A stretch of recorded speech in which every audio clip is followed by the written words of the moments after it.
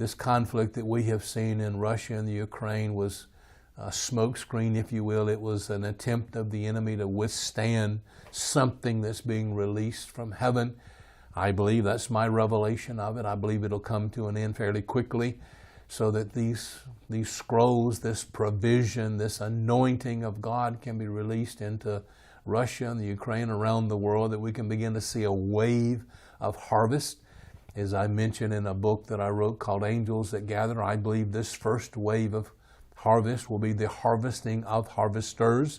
That was a phrase the Lord gave me all the way back in 2003. That the first wave of harvest would be wonderful, and we're thinking this is the harvest. But the reality is, it is the harvesting of harvesters. And I was given Genesis 41 as the paradigm. We are to gather them and guard them.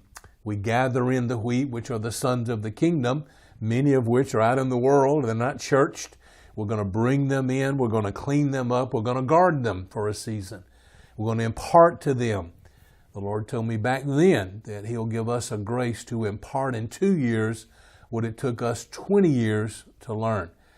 And so I believe we're moving into that season now, gathering and guarding and preparing, because there is going to be a great harvest that comes, and we'll release these champions into the world. But we've got some time to equip them and prepare them. And perhaps it's 7 and 7, like it was with Joseph, 7 years of plenty and 7 years of darkness. But it was during the seasons of darkness, or the season of famine, that the greatest of all happened for Egypt. They turned the wheat loose, and all the wealth of the world came in to Egypt and so forth.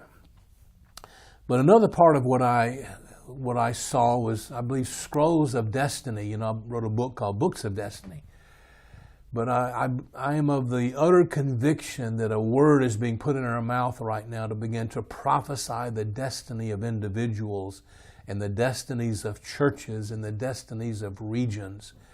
I think one of the more powerful things we read about, of course, in the Bible, one that we haven't really seen on a corporate level, is Mark chapter 11, verses 23 and 24. Let me read it.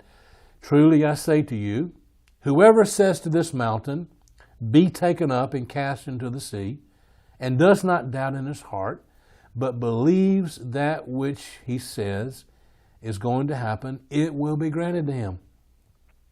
Therefore I say to you, all things for which you pray and ask, believe that you have received them, and they will be granted to you. I want to address this issue of the spoken word. There was a prophet in the last generation, I believe was a true prophet, and he had a revelation that the very end of the last days will be marked by the power of the spoken word.